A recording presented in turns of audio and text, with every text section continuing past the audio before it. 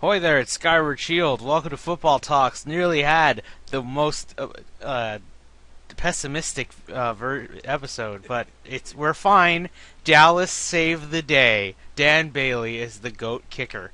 I'm joined by Bill. Say hello, Bill. Oh, hello! Oh my God. Alright, so I have seen things that I really wish never happened, and we're going to jump straight into it. Perhaps the Oh, most pained loss in Detroit Lions history. I would think it's even worse than the flag, the bad call against no. Detroit in the playoffs, or the flag Nope. no flag in the playoffs No. last season. That flag still legitimately gets me mad every time I think about it. Bill, to be this Hail Mary, yes, Aaron Rodgers got a successful Hail Mary on Thursday Night Football. Let's be honest, everyone should just throw Hail Marys in Thursday Night Football games because they always seem to work. Houston got it to Jalen Strong when they played the Colts, and then Aaron Rodgers did it. You want to know what bothers me, Bill? Exactly what it is I thought it would. In terms of they only put the Thursday night game on CBS again because Aaron Rodgers was there. And then on Sunday, normally nobody talks about the Thursday night game, no matter how it turns out. But in that game, they were like, "Oh, Aaron Rodgers got a Hail Mary. He's the greatest of all time, guys." Don't make me gag. Don't. Oh, Okay. Now, I won't dismiss the Aaron Rodgers play because it is a great play by a great player. But but our head coach was thoroughly outcoached, outsmarted by Mike McCarthy. Jim Caldwell called the worst defense in the history of defense on that play. Now, any sane individual, any sane individual would have rushed three, maybe even rushed two, put in the entire hands team and spread them on the goal line. Okay, now you want to keep as many people on the goal line as possible because guess what? They're going to throw the football and they want to throw it downfield. Fine. No, we come up with the brilliant idea. Oh, they could lateral it. Here's the issue with that. And the reason why that is the stupidest thing I've ever heard a head coach say after a loss where you get embarrassed is that you were prepared for a lateral throw. Guess what? They still have 61 yards to go. If they lateral it, guess how many yards they still have to go running with the laterals? 61 yards. Guess what's the easiest way to get 61 yards downfield? Throwing a Hail Mary into the end zone is the easiest way of doing that. Why are you prepared for a lateral? Who cares? You have the defense in the end zone anyways. Tackle them in the field of play. You have 10 people down there. Have them do their job. Tackle. But no, we get ready for the lateral. So Ziggy Ansah's in the middle of the field not doing anything because there's a lateral that's never coming. I don't get the play calling by our head coach.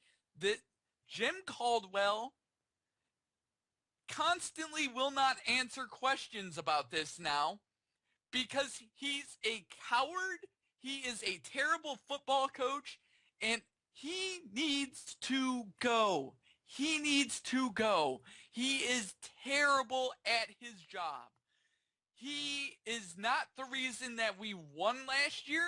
Terrell Austin, the defensive coordinator that had the number one defense for a majority of the year last year, is the reason the Lions were good last year, and they were it. That he's the reason that they were even relevant this year. You promote Terrell Austin to head coach. You keep Jim Bob Cooter. You get rid of the disease that is Jim Caldwell and his lackadaisical planning. And there you go. But overall, the defense played well. We wasted a good game by Matt Stafford. We wasted a good game by the defense because Aaron Rodgers and the Green Bay Packers couldn't move the football yet again on our defense. And it's just, it's insulting to say, oh, Aaron Rodgers, that was the greatest play ever. No. No. I don't want to say that. I refuse to admit it. Maybe I'm denying it to myself, but I just don't see... I don't see the Packers even going that far in the playoffs. No, Sure, they might get the third seed because it's very clear that the NFC one has pretty much gelled almost, except for the NFC East, because you can never tell who's really going to win that at this point. I mean, At one point, everyone's like, "Oh, it's Philadelphia," and it's like, "Oh, it's the Giants," because they have Odell Beckham, and then it's like, "Oh, it's Kirk Cousins because he's a gunslinger." And now people are already saying it's Dallas just because they won one game. Green Bay is going to get steamrolled. If they play Seattle in the first round, in the divisional game, in the first round of the playoffs, Seattle's going to steamroll the Packers. Yeah, and if it's the Vikings, who knows? Vikings already know how to play the Packers, and maybe Adrian Peterson can run through them. Which, if that happens, that would basically mean Minnesota will pretty much stay at Lambeau for 2 weeks because they play them at the final week, and if they play them in the playoffs, why even go back home to Minnesota? Just stay there. But I mean, back to our game. It just I can't believe it happened, but then again I can believe it would happen because apparently we don't want to ever look back and say what we did wrong. The Detroit media goes, "Will you ever do that again in the future?" He goes, "I'm not looking in the past." Well, it's about the future games. Why won't you? Are you going to do this in the future games against a future opponent? And he wouldn't answer it. It's about the future. Are you going to actually cover a freaking Hail Mary pass, or are you not? And obviously the answer is going to be yes after this because I just, it's embarrassing. It's an embarrassment. We should have won that game. We were in the middle of a playoff push. We had a chance, and then through poor planning, through poor execution by our coaching staff, by our head coach, he cost us a win. That's 2 wins that we've had cost to us.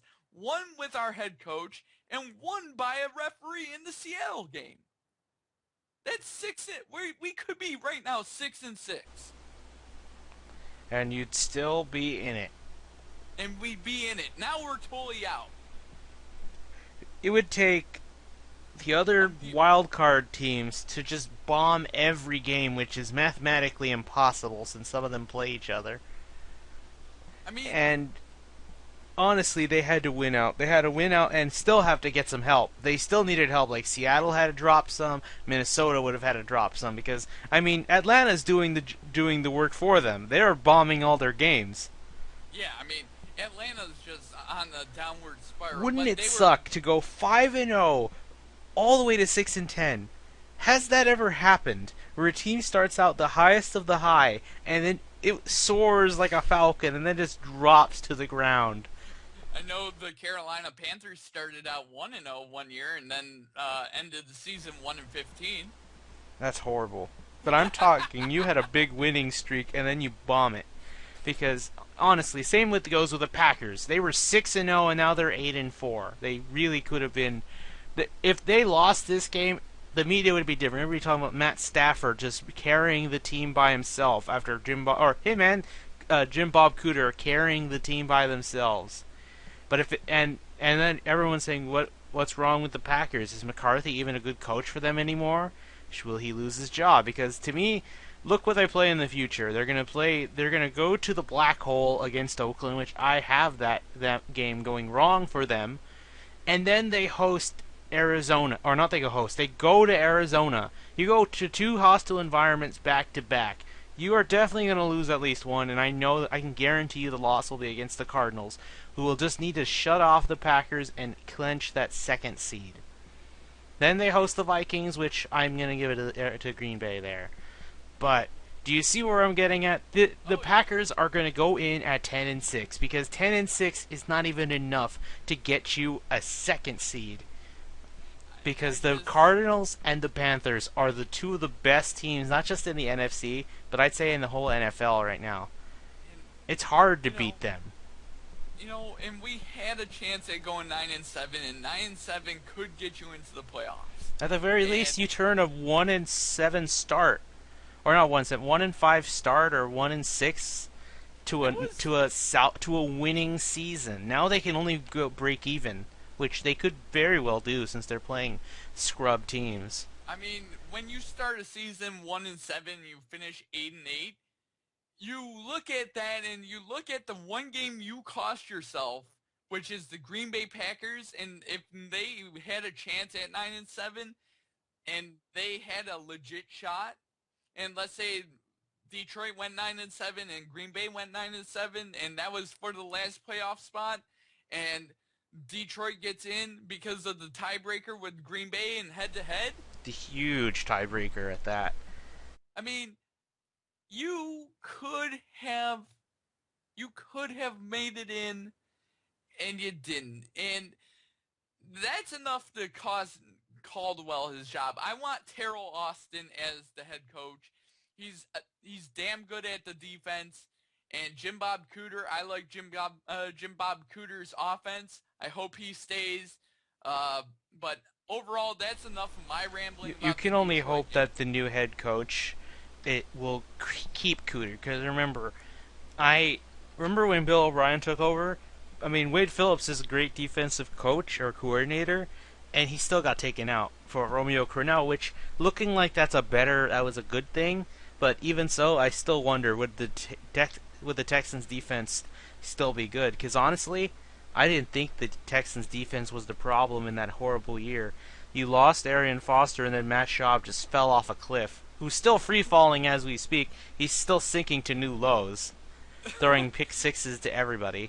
But Oh yeah. anyway, I think we can move on to ironically Houston. Houston went to Buffalo, actually kept it a close game, but it was when Tyrod Taylor got the ball for the last time. After the 2-minute warning, he just made the Houston Texans defense look like one of the worst. Just by seeing it, getting an open, I think his name's Darius Clay, for a 40-yard touchdown, and that sealed the game. That pretty much iced it. Oh yeah. That was horrible. I mean, Watt only would have gotten a sack, but it got taken away because of a penalty on the defense. But regardless, it was over. It was because Tyrod Taylor, not just him, but LaShawn McCoy had his best game, especially against a good run defense. Rex Ryan, surprisingly, I think he played as if this was Bill Belichick. Because I remember what I said at the beginning of the season when we were predicting all these games for each of these four teams. Yep. I said that Rex Ryan, knowing he can't get Bill Belichick, is going to settle for second best, his protege, Bill O'Brien. And now, and honestly, you could have seen. Well, actually, no, I still can't see Buffalo getting in the playoffs. Maybe because I just feel there's one more game that I know that they're gonna overhype themselves and just fall flat on their face. It's just, it's just the Rex Ryan formula, especially when it's a big game that really, really matters. This one, they knew they had to win it, which is fine. But I'm talking about when they're so close to getting in, but they're not. But who knows? Because let's be honest, the Steelers are probably going to get in as one wild card, and it's going to come down to the Jets, the Chiefs, which I honestly think is going to be Steelers Chiefs now, because if the Chiefs very well can win all their games. We'll talk about that later.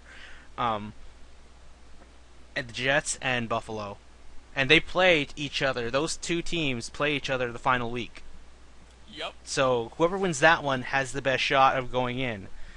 But, I mean, you could say, oh, Buffalo could win out, which they could, but guess what? If the Chiefs win out, they have the tiebreaker, and they could go in possibly... What's the Chiefs' record right now? Oh, no, they could go in 11-5. They could possibly surpass Pittsburgh and be the 5th seed, and play the AFC South team, which Pittsburgh's definitely going to want to hold on to that. Play a crummy AFC South team. Good for them. Yep. I mean, But anyway, so Bill, how do you feel about Houston's chances now? Because I don't think it mattered. Because if Indy goes on the same, like if they have the same win or loss the same week on that same week, in this case they both lost. It doesn't matter anymore. That game this week didn't even matter, right? yeah. Like for the past couple of weeks, both teams have been winning together or losing together. So I don't think it matter. I don't think it matter. It's going to come down to week 15 at Indy. Andrew Luck's likely, but almost not impossible. But it's just a likely return. According But, to what are you gonna say? No. Go ahead.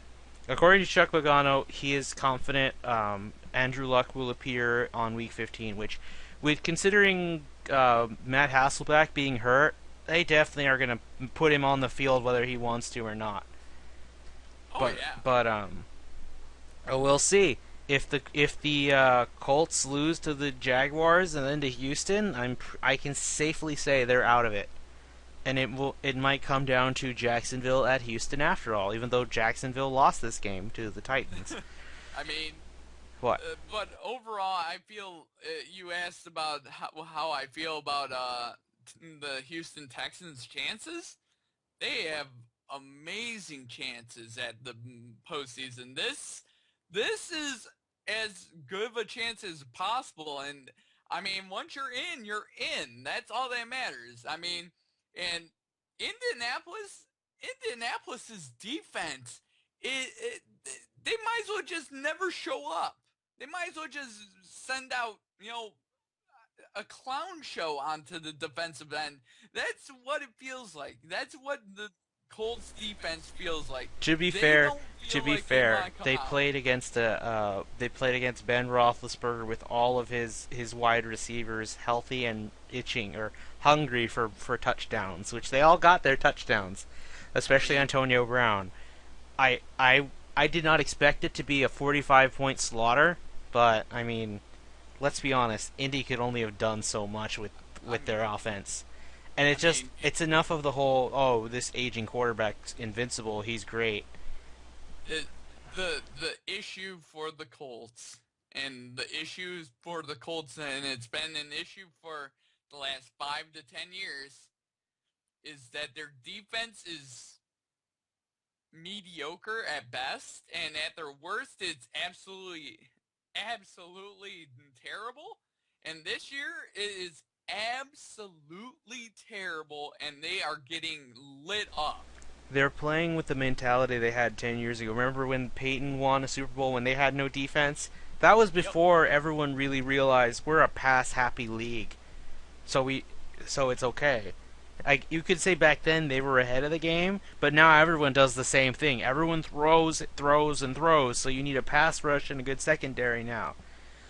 Yep. It's a pass-happy league, and you need to have a defense to match up with it. Houston has that, but, they just didn't show up against Tyrod Taylor and LaShawn McCoy. Because I'll be honest, it's those two, and then Sammy Watkins made some good catches, but that's, again, because Tyrod Taylor was playing mostly free of pressure. Though, to give credit, though, Jadeveon Clowney got a sack. If every time he does something, it feels like, oh, God, he's going to turn into a monster soon. He didn't have a breakout game, but, I'm glad he got a sack. He's only going to get better. But here's the thing with Clowney, is that he's showing those flashes of greatness. And I just need a big game where he takes over. Yeah, I mean, to be fair, he's still working his way into the NFL, and once he gets it, sometimes it takes a few years for players to get it in the NFL, but once that light bulb goes like that, it is over for the league. Then you have two nightmares to worry about. I would say there's three. And Jadeveon Clowney. I already say there's three. I have Whitney Merciless as one of the best ones too. But he's Oh, yeah, quietly yeah. having a good season. Yep, he has the perfect name for his position. Yes. Whitney Merciless. Yes, but Bill, The one other thing I'm going to talk about with Houston, aside that isn't playoff related, is Hoyer. Because he threw another interception. He got sacked a couple of times. He made some good and bad decisions, like he threw the ball away when he knew he was going to get hit, which that's a good trait for any quarterback to have. Don't care how bad or good you are. But again, Yep. he did cost a turnover. I don't know if it led up to any points, and he just really did bad on that final drive. He completely missed players, and he kept throwing them. Even the CBS commentators were pointing out he keeps throwing from behind, and that's what made them miss. Hopkins usually never drops passes, but if you force him to turn around quickly, like this, that was the problem when Mallet was doing, because he threw the ball so fast they didn't have the time. But Hoyer was playing in full desperation. But I think he just threw the ball a second too early. It's not that I don't Yep. think he threw too many bullets. He just threw them a second early. He was off. He was off because the Buffalo defense suddenly became the one that Rex Ryan was hoping for, which I don't know how long that streak will last, but considering they're going to have scrubs for teams the next few weeks, they can definitely build the confidence considering, let's see, Buffalo goes to Philly. Oh boy, LaShawn McCoy's going to have his game. But anyway, that's for the picks. And then I think they play Washington and Dallas. They play the rest of the NFC East. They could easily go 9-6 there, but nine. I don't think going 9-7 will get you a wild card. It's going to take 10-6 at the rate of the Chiefs and the Steelers are going in. Yep. But anyway, I think that's enough. What are your thoughts on Hoyer before we go on? Overall, overall, I thought Hoyer had a up and down game, just like you said. Nothing really special. Made some really poor decisions. Just he doesn't. He does. He you know the old term, game manager. He's like a low end game manager. That's about as I think good. when he's in control, like when they're ahead like by 10 points, he controls the game well. But when he plays from behind, he is full desperation mode, not calm, and I think that's what separates him from the greats. Brady kept calm, which we're going to talk about the Patriots next, and almost let it come back. And I guess we could say about that same thing with Aaron Rodgers. Despite being low, he kept calm and didn't make any mistakes. Whereas any other quarterback might have made a mistake and threw an interception.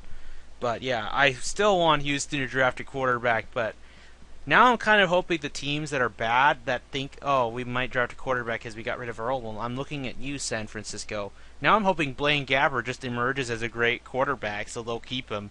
And it just says, okay, maybe Houston and Dallas will be the only ones who draft a quarterback this year. Because you said there's only 2 or 3, right? Cleveland, obviously. Cleveland, well, Manziel's starting, and I do want to talk about Manziel when we talk about the other games and the picks, but yeah. Now they have no choice but to start Manziel, and really, I just want him to stick it to the coach or get his coach fired because Pettin can fuck off. Pettin is my worst coach of the year for life. He's got the lifetime award. Oh yes, the Lifetime Achievement Award for being the worst coach of all time. Yeah, Almost. I can't believe he did it in just 2 years. All right, Bill. Oh man. Let's talk Patriots. I don't know what happened. At first, the Patriots looked like they were going to steamroll. It was 14-0, but then a blocked punt taken in for a touchdown by the Eagles because their special teams showed up after many weeks where they could have used their help to win some games. But they showed up, and then one of the players, I think it was Jeremy no, not Macklin. I don't know, whatever his name was. One of the Eagles' defensive players picked off Brady for about 100-yard pick six. So from the goal line all the way to the other one, and Oh it just jeez. went to hell. Their special teams was outplayed. Everything went wrong. And that's how you beat the Patriots. If you can't beat them on offense, then you have to beat them on defense and special teams. Just Yep. wow. I don't know what happened there, but the Patriots nearly mounted a comeback, but it was all for naught because a lot of drop passes, which shows to me that man, Brady really misses his other players like Gronk and Edelman, Oh yeah. and he really needs help in the run game, which you know who we miss. Dion Lewis. I mean, overall, that Patriots game, it felt like an outlier rather than the rule, and I think what really happened is that blocked punt just gave the Eagles a lot of momentum. Like gave them a lot of belief in themselves. Like, oh, we can beat the Patriots. We can do this. We can do this. We can do this. And then it just started building up, and they took that lead on the Patriots, and then Tom Brady, he's like, no, this is not happening. Oh, jeez. But I mean, it's overall the New England Patriots. I feel like this is actually beneficial for them.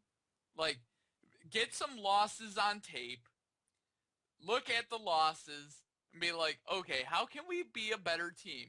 And one of the things, like you mentioned, is running the football more. You have the big beast in LeGarrette Blount. Use the LeGarrette Blount. Don't be afraid of LeGarrette Blount. Bulldoze people with LeGarrette Blount. You know? Hmm. Um, I'm going to say Edelman had a nice touchdown. I think he might have got another one, but I don't know. I don't think he dropped it. Something bad went wrong. Um, but honestly, some there was another podcast guy. He has the Jenga theory. Arian Foster and like Jamal Charles were their Jenga pieces for the Texans and the Chiefs, and now they were for the most part rolling without them, which makes me worry for their careers. Which not for Jamal Charles, but for Foster. But I've talked about that before. But Gronk, there are a lot of situations where the tight ends could have saved the game for the Patriots, but Gronk, there are many catches that I think Gronk would have caught, but for some reason the other ones won't. And honestly, I can tell that some people, us in particular, a wide receiver named Brandon LaFell, I don't know if he's only playing because they have no choice, but if they get Edelman back, I don't know what will happen to Brandon LaFell, if he'll even it's play. it's it's the Amendola and Edelman show It in is. New England. And honestly, I'm pretty sure Brandon LaFell is going to get cut. Like how you were saying last year, Andre Johnson's gone. I think I just saw the big red flag, and I'm not talking a little flag. I mean so big it can cover a stadium that LaFell's career is over in New England. It very possibly could Because be. I this mean, has been a trend for a few weeks. First, it was with the Broncos game, which I get it's a really cold game, and you're playing against a good defense. But you were playing against the crummy Eagles, who I mean, gave up 90 points in two games in a row. either that or LaFell's hurt and they're not letting on that he's hurt. I That don't know is if he's hurt. that's a possibility. But I mean, LaFell's not looking like his typical self that he was last year or the year before that. It might be just because he won a Super Bowl and he's just not as hungry, and there's that sense of complacency. Yeah, well, it seems at least Brady's hungry. Well, he's hungry for revenge. He wants to stick it to Goodell, which He good on you. Do it he by all means. he always wants to win, and that's the sign of an ultimate competitor, is that he doesn't want to lose, and that I Though admire. let's mention that good play. You know what I'm talking about when Edelman threw the ball to Brady and he got 63 yards. He could have gone for more, but he went out of bounds because he needs to protect his body, and that's fair. Oh yeah, But I mean, I would have loved if that trick play worked to the fullest and just went all the way to the house. yeah, That would have lit up Gillette Stadium like never before. yeah. I But mean, what are you gonna good say, Bill? lord. No. I was just I agree with you. All right then. Let's move on to the other game. The one game that went our way and we didn't see it coming. Bill, just okay, describe this game. The Washington football team hosting the Cowboys in the way the ESPN commentators talked about. Okay. So they were talking about how the first 58 minutes of the game, okay, the first 58 minutes of the game, which was a 6-6 slugfest, they called that a pillow fight. A pillow fight. and the last 2 minutes of the game as a real fight. Yep, this game was to them. It was hard to watch, but the last couple of minutes, spectacular finish. They were There killing was themselves for the past 2 weeks for having the Browns, and then this game, which shame on you for having a Browns game on there. They don't deserve prime time, even if the rule of the NFL, each team must have a prime time game. Just give them Thursday Night Football on NFL Network, because nobody will watch. Yeah, on NFL Network at the end of the year. There you go. You gave them their primetime game. So this is where not no shame one on can see. that's not shame on the NFL, ESPN. It's shame on you for picking these games. It's shame on the NFL for giving ESPN, one of their biggest supporters, the worst games of the week per week. They've had some good ones, like there was one I can't think of. Oh well, Yeah, that might be a but bad thing. I mean, NBC is getting all the priority over ESPN, and they're just as important, because ESPN's owned by Disney. I mean, Yeah, remember they were killing themselves for Houston, Cincinnati, and then TJ Yates shows that he's the Bengal killer. And of course, there was that bad game that we don't speak of. But anyway, yeah, so yeah. Dan, can I say that that Dan Bailey is the goat of kickers? He's the most accurate, especially right now. But I mean, yeah. but I mean, I think he'll definitely go into the Hall of Fame. And he's not even that old. He's gonna play like this for years. I mean, he's still got a long time to go. I mean, I kickers. feel like the What? I feel like the first kicker that's going to get into the Hall of Fame is Adam Vinatieri, but He's not the first kicker. There was one. Remember for the Washington football team, ironically. isn't that He was- Lou Groza? Yeah, and he was the only one to receive an MVP award, I think. Yeah, Lou Groza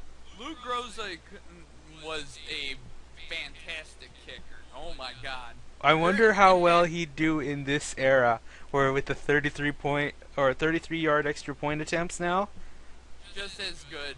Lou Groza, man, he was a kicker amongst kickers. He I mean, he won they a Super Bowl with the Washington football team, right? I'm pretty sure they named the kicking award in college after him. Damn, he's that good. And You know, and I believe Dan Bailey wasn't even drafted. He just got picked up off the street, undrafted free agent, and there you go. One of the best that's ever been in the NFL so far. He's the most accurate, and he's still got many years to play. Seriously, kickers, punters, and field goal kickers last a long time. Shane Leckler, who is still a great punter, and he's 39. I mean, you're talking about, Matt Hasselbeck, he's 40 and he's playing great. Talk about Shane Leckler and Adam Vinatieri, who are old, and they're still doing great. They're still Here's a doing name. work. Here's a name for you: Morton Anderson. What did he play with? Morton Anderson played until he was 49 years old at kicker. Who did he play with? He played with a bunch of teams. I want to say he Atlanta, played with Minnesota. Minnesota. Did he win a Super Bowl? Morton Anderson? I'm not sure. I don't think he I did. I think he cost the team a Super Bowl. Yeah, he definitely cost the I think team it a was Super Bowl. Minnesota. That's how I know him. I think it was that missed kick on a Super Bowl that cost them the game. Yep, in 1998 where it was wide right. That's so sad. I mean, there's Jason Hanson, who played until he was 46, of the Detroit Lions, who retired about 4 or 5 years ago, or 3 years ago, something like that. There's been some really old kickers, so I mean, Dan Bailey's got a long time ahead of him. He could play until he's 50. Yeah. Oh man. So Dan Bailey is the hero, but there's other ones. We had a few Dez catch rules. One of them was obvious. He didn't catch it because his shoulder hit the out of bounds mark. Only one of his feet touched the ground. So that one was fair, despite Dallas fans being whiny. It's like, come on guys, let's be realistic. But it was fine. Dez showed up at the end of the game, which That was when it mattered. It was fine because it was just nothing but a defensive slugfest and turnovers up the ass Oh all yeah. day. But I'm gonna say Jason Witten also made history. The second tight end to get 1,000. Only one above him, Tony Gonzalez. I don't even know how much he has. How much does he have? How many passes? I Completed don't passes? remember. I'm gonna check. It's probably like I think it's over 1,200. I think it's like 1237 or something like that. Let's check. Well, while I'm checking, how is that history? It honestly would have been better if it was at home and it was with Romo.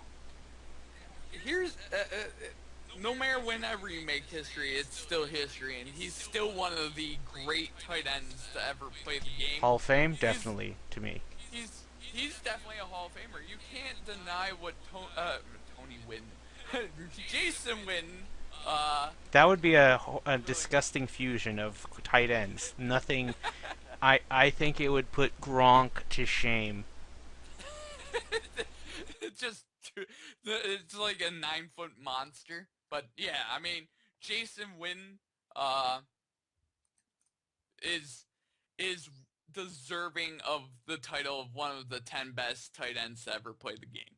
Tony Gonzalez is in there. Mike Ditka's Tony in there. Gonzalez is 1,325, but Okay. the one who has the most is Jerry Rice, but he's not a tight end. Jerry Rice at receptions. That record's never going to be. So he's up there now with Hines Ward, but next on the list Isaac Bruce, then Andre Johnson, who's still going up. Yeah. Reggie Wayne, Terrell Owens, Tim Brown, Chris Carter, Marvin Harrison, Tony Gonzalez, and Jerry Rice. Those are the tops right now in the 1,000 mark. That's a very small list, and I'm surprised Andre Johnson and Reggie Wayne are there. I did not think they were that well received. Yeah, Andre Johnson and Reggie Wayne for a very long time were getting 100 catches per year. Even if Andre Johnson always had bad quarterbacks. I mean, Jerry, the greatest that ever lived at the wide receiving position is Jerry Rice, and he will be consistently the best that ever lived. Yeah, And but just say that to New York fans. They're like, no, guys, it's Odell Beckham. Odell Beckham is good for 4 catches a game. Yeah. But then every for- time he makes a one-handed, they're like, oh my god, there's no way any other receiver could do that. I can name you 3. As long as Eli Manning's his quarterback, he's getting 4 catches a game. Yeah. Hey, Bill, name me 3 wide receivers that are better than him. I can name you one, and one of them's still in the game. Julio Jones, Antonio Brown, Kelvin Johnson, Dez Bryant. There's a list way ahead. I would already put Jerry Rice. I put Hopkins right now, and of course Megatron. If you want to go all time, Steve Largent, Lynn Swan, Jerry Rice. I mean, Chris Carter. I watch Chris Carter play twice a year. Twice a year when he played for Minnesota. Chris Carter did stuff. He was very reminiscent of Jordy Nelson, minus one thing. He didn't look for penalty flags every You year. know that they did that in that Thursday night game, and they got some, and it made me mad. It's like, god damn, it's because they're the Packers and they have Aaron Rodgers. Just no. Yeah. It was horrible. The typical Green Bay syndrome. It's the Green Bay way. If something doesn't go right, look for a penalty flag, because obviously the penalty flag matches their uniforms. Yep. It's like kindred spirits. They always look for the penalty. All right, It's Bill. yellow. So now that and we've talked playoffs on the AFC, but now here's something for the NFC. Remember how I said the NFC East is wide open still? Because guess what? The Cowboys now, because the Giants lost, and now Washington fell to them, they are only 1 game out from a 3-way tie, to making it a complete tie. Yeah. That is very sad. It is. So I don't know how to feel about that, Bill. The Cowboys are somehow in it, but guess where they go next? They go to a fired up Green Bay team at Lambeau. You mean to tell me that they'll beat them? I don't think so. I really would love it. I mean, if the Lions could do it, And they were at You the time never. they were the worst I team mean, in football. I Cowboys mean can too. The Lions did it, and so did Chicago. Yeah, Let's not two of the forget worst that either. teams, and they won. They won there, so I think you can. I mean, the But Dallas defense showed up. If they could show up again and beat Green Bay at Lambeau, they can I try to run the tables. But I mean, look, they got to play they have to play another great defense in the Jets. I just don't know if it'll go the same way. But who knows? I mean, T.J. Yates beat them with Hopkins, but yeah. Anyway, so Bill, any other thoughts on this game? uh, no, it was really an ugly game. There was really no good football When played when until the last when 2 was the minutes. era when the ground game was so essential? Everybody ran the football. I would say uh, everything earlier than Peyton Manning. I was gonna say, what is this? The '80s football, '70s football?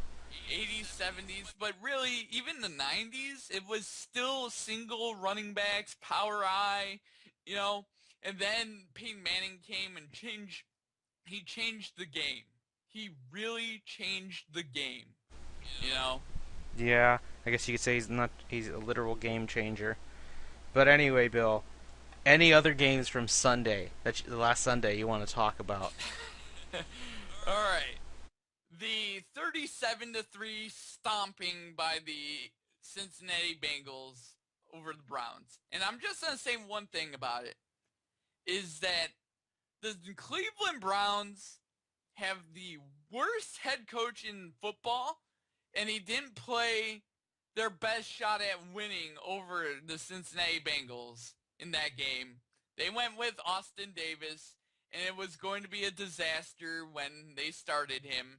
Their best shot was Johnny Manziel because at least he could run away from the oncoming rush that was oncoming He at at least him. has chemistry with some of the players, Exactly. with like Benjamin, for example. You were begging for a 37-3 loss They for honestly the deserved it. Browns. They Pettin needed it because, like I said earlier, he is the worst coach I have ever seen, making the worst decisions. You could snap Manziel into shape, but not through it the way of, oh, I'm gonna kick him out of a game. Like, you'll never see any other team do that with their quarterbacks unless they actually violated NFL rules. Then they can't do anything, obviously. I mean, But you'll never they don't do it to players like Dez, because Dez goes out and party, but he don't get scolded. It's just popular headlines. Manziel is the most over scrutinized player. You know it's bad when Browns fans are begging for Manziel I and Did I ever they're link not you a giving. video about Browns fans reacting to Manziel? They were jumping for joy. Exactly. And they still want him there. It's the Cleveland ownership and the coach that don't want to put him into the game. He has the tools to be a great quarterback.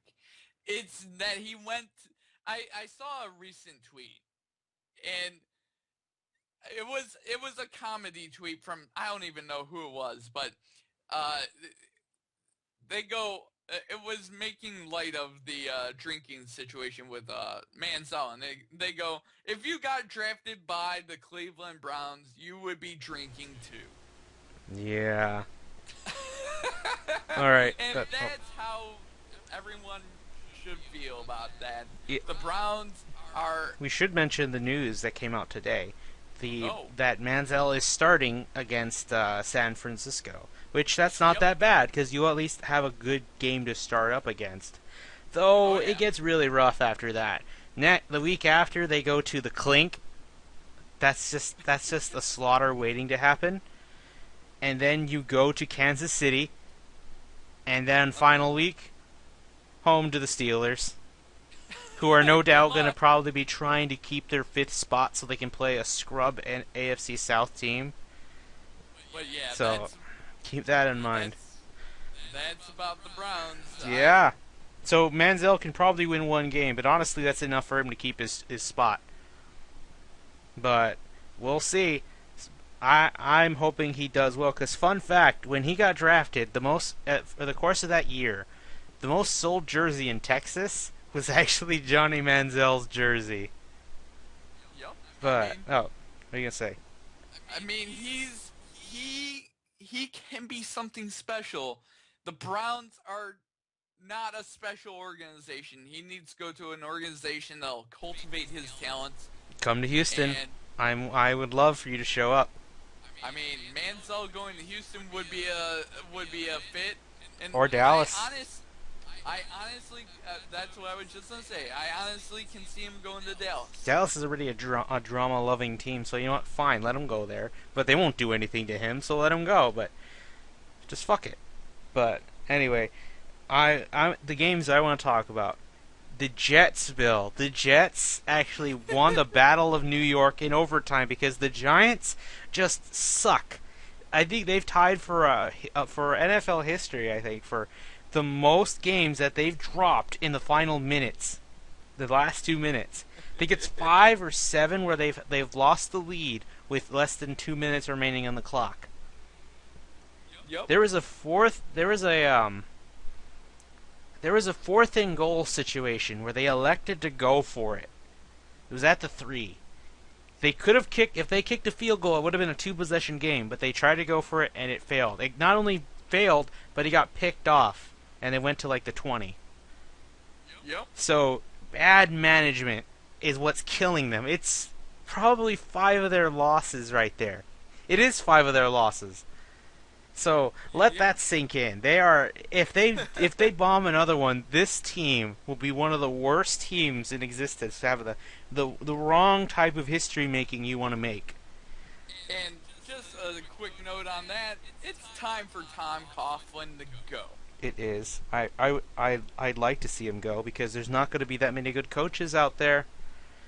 I mean, I thought what's the best one that might go out there? Chuck Pagano, maybe? Especially if they don't make the playoffs. Which, I don't know what they're thinking with that. I mean, yeah, he made the dumbest play call in history. But, you know, the players might literally revolt if they do it. So it's like, you're not just going to have the fans up on your face, Colts owner, but it'll also be the own players. I doubt they'll leave, but, you know. So, there's not going to be that many coaches, especially since, I don't think the Ravens coach is going. They want him there because they respect him. But yeah, I agree. He's gonna go. He has to go, especially if they don't make the playoffs. Even if they do, because they're gonna get bombed by either Minnesota or Seattle. But yeah. So Bill, other games. Oh well, I didn't mention the Jets. Brandon Marshall, man. I think I said I wanted Brandon Marshall in the Pro Bowl. I don't know how he's not going in there. If he doesn't, I'm gonna admit, I'm gonna call a conspiracy and say the NFL Pro Bowl voting system is rigged because he has to go. He's playing phenomenal. I just wish they played the Bears this year. They won't be for like 3 more years. I would just love to see Brandon Marshall go to Soldier Field and stick it to the Bears team, just to give a big fuck you to them. I don't know. But, right. Anyway, I think that's all the games I have in mind. I mean, well, there was the Cardinals. They just took care of business against a bad Rams team, and the Rams are starting Case Keenum. And guess where he has to start? Against an angry Detroit team. Yeah, with a really, really angry defense that should be playing angry. They shouldn't be angry at the Rams. They should just be angry at Jim Caldwell. They should throw Jim Caldwell onto the field and try to make a tackle. Oh, boy. So, Bill, who do you think is the best wide receiver right now? I'm going Antonio Brown. I always said Hopkins. Hopkins had a nice game, especially he owned 1 quarter in 1 drive. That tying touchdown, the third... I mean, from what I saw, Antonio Brown. Yep, you have the Odell Beckham fans, but you know what? No, he didn't. He cost them a game, too. I gotta mention that. Remember, he got a flag on him that he didn't even need to get on himself. Remember, he kicked that football? Yep, he kicked the football. What was the flag? Unsportsmanlike conduct? A delay of game. Because they had to go get the ball? Idiot. Yep, that's a delay of game penalty every time. Oh, one thing. NFL officials in the Carolina game, in that Carolina game, did not hand the ball to Cam Newton to go give to. He scored a touchdown. It somehow ended up in the officials' hands. Cam Newton asked for the football so that way he could go give it to a fan in the stands like he always does, right? The NFL, the official looks at him and throws the football down the sideline. Oh, but did he get it back? He got the football eventually and went and gave it to a fan anyways. Again, the NFL officials, being the heartless douchebags that they are constantly an embarrassment to the NFL. Yep. Hey, Bill, I also have one other thing I just realized. I'm pretty sure if Jameis Winston wins two more games, maybe just one, I think he is going to get the Offensive Rookie of the Year. It just feels very likely. You took the worst team in the league last year to at least in a playoff discussion all the way. Just that's hard to do. That's just wow. One player uplifted the whole team because suddenly the offensive line plays better. The defense is actually pressuring teams, and Mike Evans has a player has a one. You hear what he said though about that game-winning touchdown? What? He was saying, he was in the huddle, and he's like, okay, I'm going to throw a touchdown pass. Which one wants it? And the first one to say it, Mike Evans, and that's who he threw it to. He threw it to, and that was it. That was the game. I'm telling you, Bill, Mike Evans is definitely becoming one of my favorite wide receivers. And that's because this is the rookie year. Wait till Winston gets more experience, and if he gets eventual more weapons, because who knows? Some teams will say, you know what, I'm going to go to the Buccaneers instead, because they have a good quarterback now. So they might win in the free agent trade, because they have a lot of money now, especially since they don't have that much talent, and if they do, it's young talent. They're in rookie contracts. Very true. So I say watch out. Like, Carolina should enjoy their perfect season now, because I think in the coming years they're not going to have another shot at that with the Buccaneers down on their throats.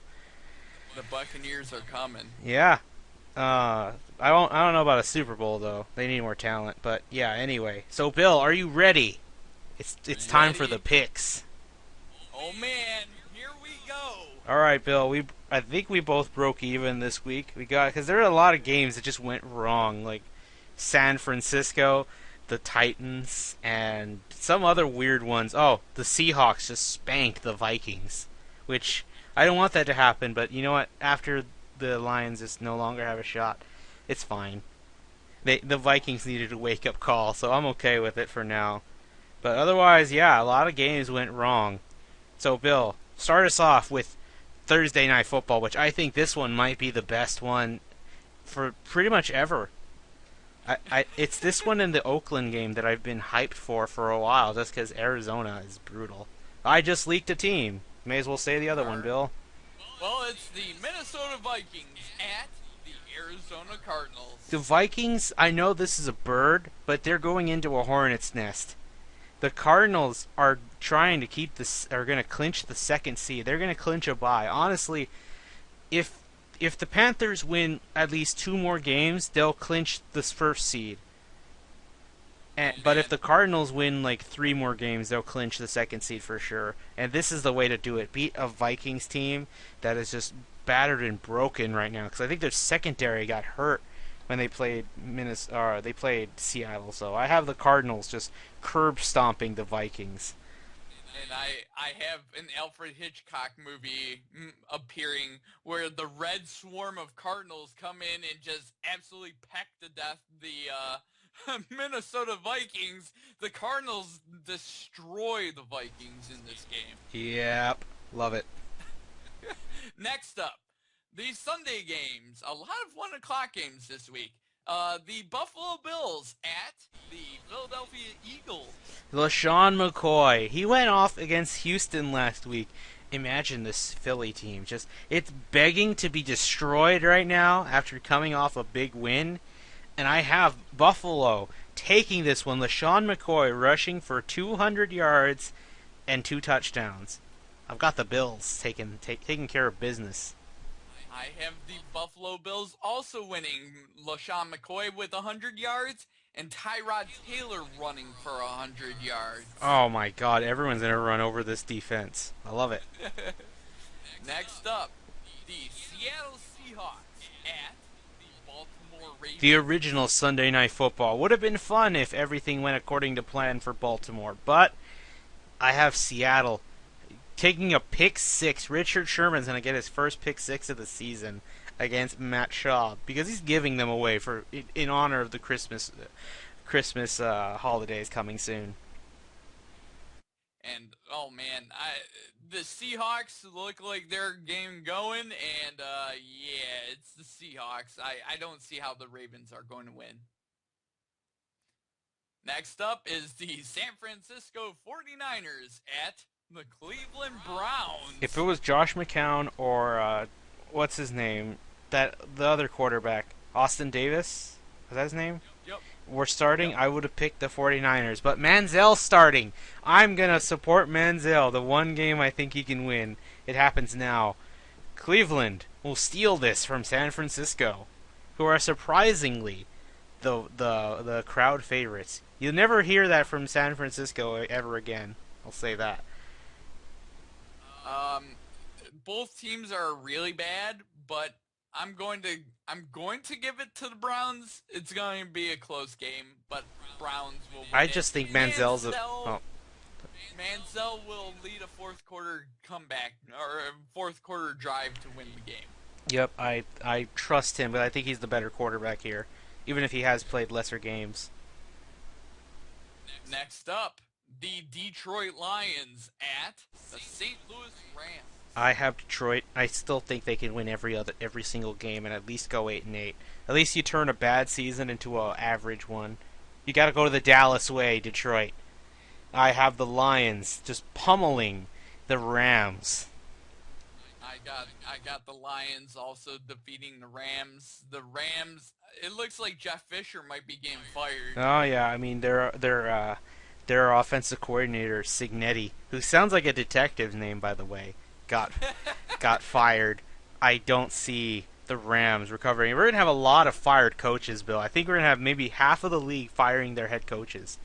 I've never seen that. Possible. Have you ever seen that in your life, Bill? No. Nope. I think this is a first for NFL. I think the highest I've ever seen was 9. I think this is going to be 12 for sure, but if they haven't been fired already, I'm counting those already, by the way. Next up, the Tennessee Titans at the New York Jets. The Jets are riding high, and I can't see the Titans blocking Brandon Marshall for the life of them. In fact, I'd say Brandon Marshall's going to get 2 touchdowns, and Ryan Fitzpatrick is going to get rush in for 1 himself. I'm going to give it to the Jets because I think the defense is what suffocates Marcus Mariota. Oh man, I've got the Jets. I got them throwing the football all over the field on the Titans. The least talented team. I just don't see how the Titans will beat the Jets. Yeah. Next up, the Pittsburgh Steelers at the Cincinnati Bengals. I'm going to give it to Cincinnati, but I will say this is going to be very close. But I won't be surprised if Pittsburgh steals this one because they're full desperation mode to take the AFC North from them. It's possible, but it's not likely. I'm giving it to the Bengals. I have Andy Dalton throwing 5 touchdown passes against the Pittsburgh Steelers defense. Do you not see a shootout? I think I can see a shootout. I think the Bengals are going to stomp them. Wow. All right, Bill. Next game. Next up, the Indianapolis Colts at the Jacksonville Jaguars. Here's an upset. Everyone's going the Colts, but did they forget Charlie Whitehurst is likely to start? Clipboard Jesus cannot save them and keep them in contention. I have the Jaguars, who had perhaps their best game yet against the Titans last week, and just Jaguars going to curb stomp them. Blake Bortles going to have like 4 touchdowns. I will say, why wasn't that last game they had? Why wasn't that the Thursday night game? instead of the 16-19 ugly score. Here's a stat line. Blake Bortles, 4 touchdown passes. TJ Yeldon, the running back for the Jaguars, 2 more touchdowns. The Jaguars absolutely annihilate the Indianapolis Colts. I love it. All right, Bill, next Next game.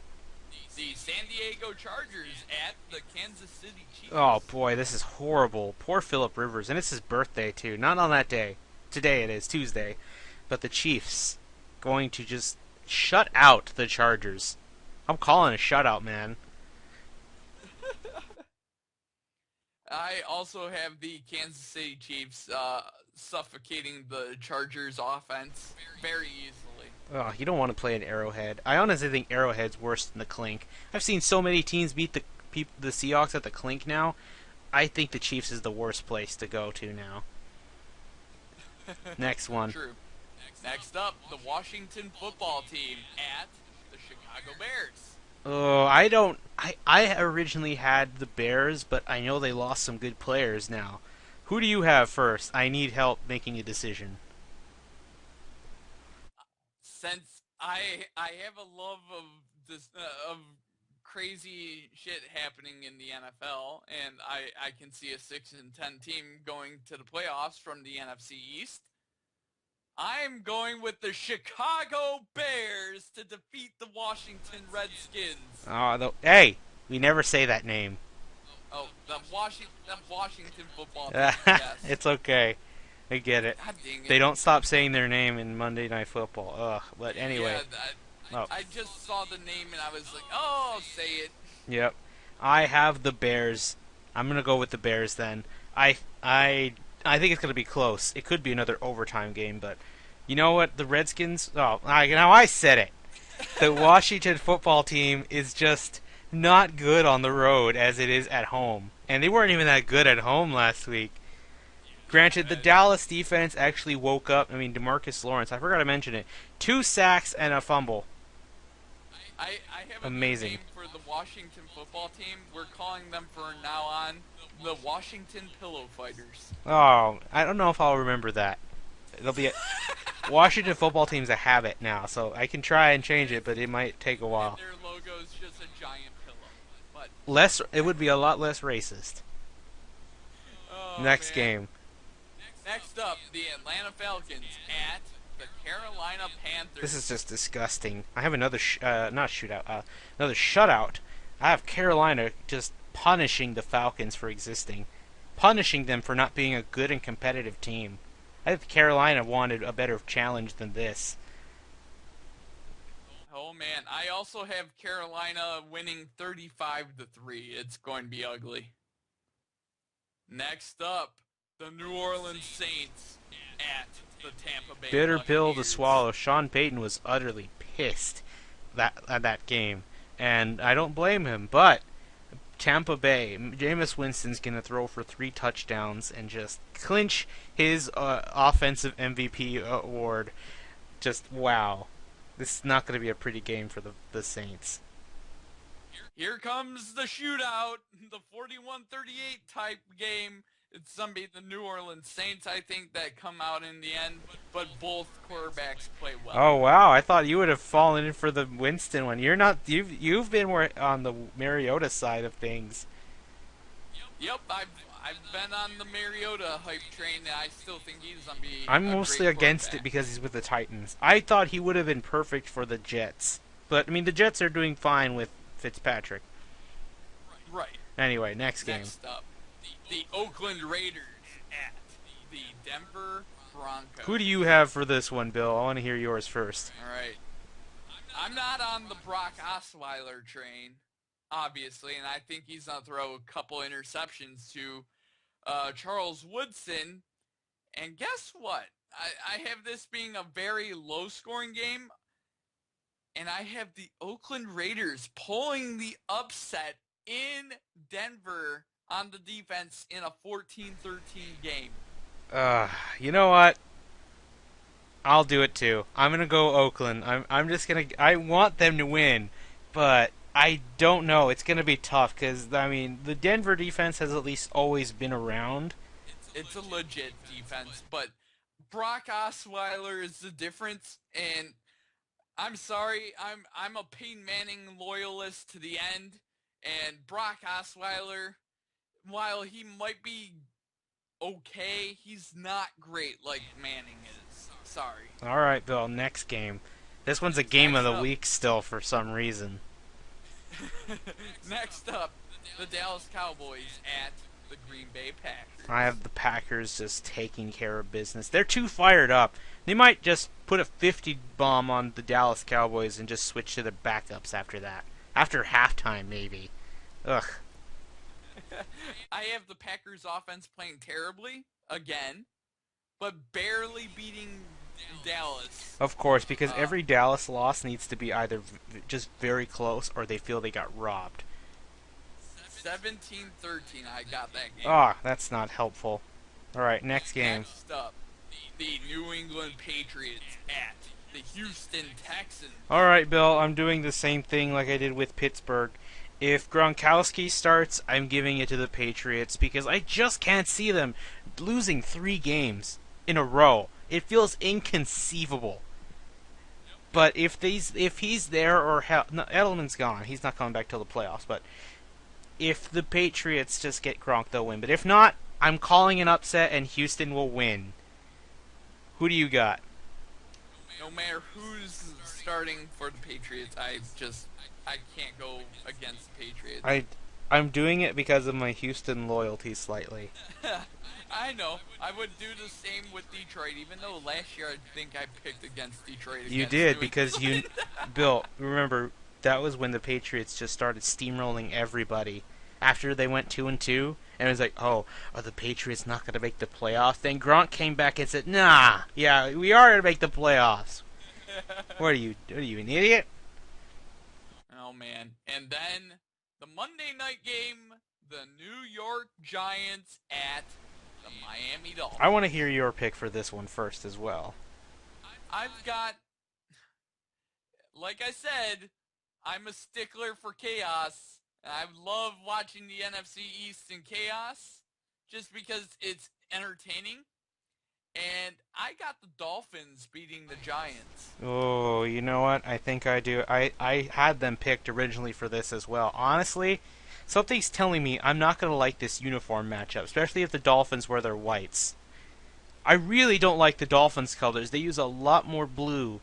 Or that, not blue. What is that color? Turquoise? Yeah, that turquoise blue If they stuff. especially if they wear their all turquoise. Oh God, I'm not gonna want to watch. Ugh. It's like the only way it would get worse is if the Dolphins played the Chiefs and they're all reds. Then you're just looking at moving throw up. Ugh. One podcaster I listened to, he's talked about certain uniform matchups. His favorite is Oakland wearing their blacks and the Chiefs wearing their reds, their red pants, and white shirts.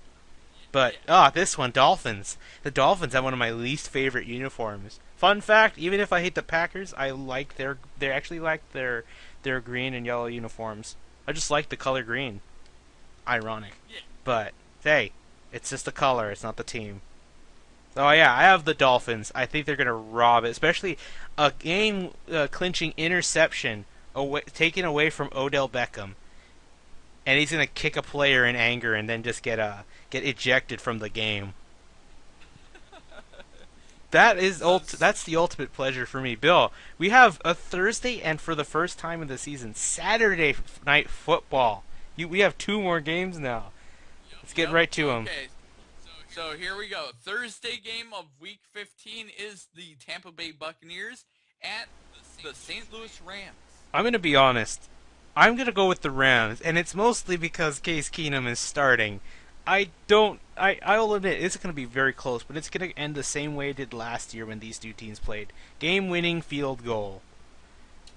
Yeah, right now I'm not committed to this decision yet, so I'm going Tampa Bay because I'm really not committed, but I mean, I can see how they could win. I think it's going to be close. And honestly, Tampa Bay's kicker is one of the worst, and that's why I'm going to go to the Rams. Yep. But anyway. And then The Saturday game is the New York Jets at the Dallas Cowboys. Sometimes I wish Saturday football was more of a thing, but I know it's not because college football. Yep. But I'm gonna go with the Jets. This is where I really wish Romo were here. He would have actually dissected this defense, but I don't see this happening. It's gonna be the Jets. Brandon Marshall getting 3 touchdowns against this horrible Dallas secondary. And I've got the Jets as well, but yet they'll still be within a game. They will still be in the playoff contention still. It's just, oh god. Anyway, Because looking at the other 2 games, what? I don't get. Wait, where? look at the other 2 games for the NFC East. Carolina at New York and Arizona at Philadelphia. That's the newest flex for Sunday Night Football. Yep. I mean, You've got brutal ones there. Washington has the Bills too. The Bills are going to run the table now. But that's for next week. If you think that's bad, it's not even. You still have another week of slaughter, I think. Let me see. Before we go, I want to check this out. Washington and Philly play each other, and the Vikings host the Giants, who the Vikings will likely be angry. So, yeah. I mean, after week 15, there could be an NFC East leading team at 5-9. That's sad. That's very sad. Honestly, I wish you could just cut them out and put another team that deserves it. But I can't think of another NFC team that deserves it. That's a topic that I want to get to in our year-end podcast. Ugh. You know, this year-end podcast, it won't even be done. You know that the final game is on the 3rd, right? Or the regular season is January the 3rd, right? Yep. So that's not even our penultimate. Our penultimate will probably be pre-Super Bowl and Pro Bowl, which that'll be. I can't wait. It's not.